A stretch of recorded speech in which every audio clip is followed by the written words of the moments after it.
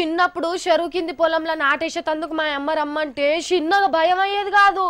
అబ్బో జేనిగలు ఏముండేది, కాలు పెడితే జనగ పట్టిందో లేదో అన్నది కూడా తెలియకపోయేది. ఏ పొలంలోనన్నా జనగలు ఉన్నాయంటే దాంట్లోకి నాటేసేటందుకు కొత్త కోడళ్ళు అయితే అస్సలకే రావనేది.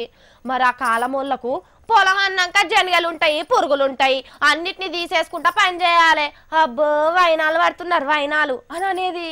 ఇప్పటికి గిట్లనే ఉంటాయి కదా ఊళ్ళో పొంట. బాబో నాట్లకు పోతే జనగలు కాదు, మడికట్లల్లా మొసళ్ళు కూడా వస్తున్నాయి వనపర్తి జిల్లాల పొంట. అగ చూస్తున్నారా ఎట్లా నోరు తెరుచుకొని చూస్తున్నదా మొసలి. వామ్మో దగ్గరికి పోతే దంచుకొని నమిలేటట్టే ఉన్నది మనుషులను. చుట్టుపక్కల జనం అంతా మొసలిని చూసి గజ్జు గజ్జున మనుకుతున్నారు.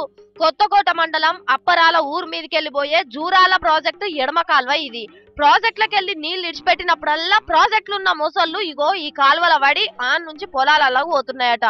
ఇంకా నయ్యం ఎవలో చూసి గుర్తుపట్టే వరకు ఫారెస్ట్ ఆఫీసర్లు వచ్చి పగ్గాలేసి మూతిని కట్టేసి మీది గుంజిర్రు.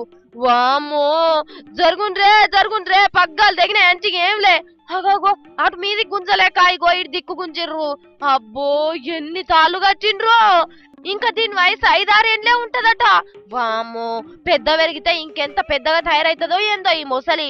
పోయినేడు కూడా గిట్లనే మొసలు వస్తే ఊరోళ్ళు దొరకబట్టి ఆఫీసర్లకు అప్పచెప్తే కొంటపోయి జూరాలలో ఇడిచొచ్చిండ్రు. ఇప్పుడు దీన్ని కూడా గదే జూరాల ప్రాజెక్ట్ నీళ్ళల్లో వేసిండ్రు. కానీ మళ్ళొచ్చే నీళ్ళల్లో ఇంకెన్ని మొసళ్ళు ఉన్నాయో అని మస్తు వణుకుతున్నారు పబ్లిక్. ఆ నీళ్ళని ఇడిచిపెట్టే కాన్నే మొసళ్ళు గిట్ల బయటికి రాకుండా ఏదన్నా జాలి కడితేనే కాలువల నీళ్లు కట్టకుండే పబ్లిక్ బతికేటట్టున్నారు. లేకపోతే వామ్మో అంటున్నారు వనపర్తి జిల్లా ఊళ్ళోళ్ళు.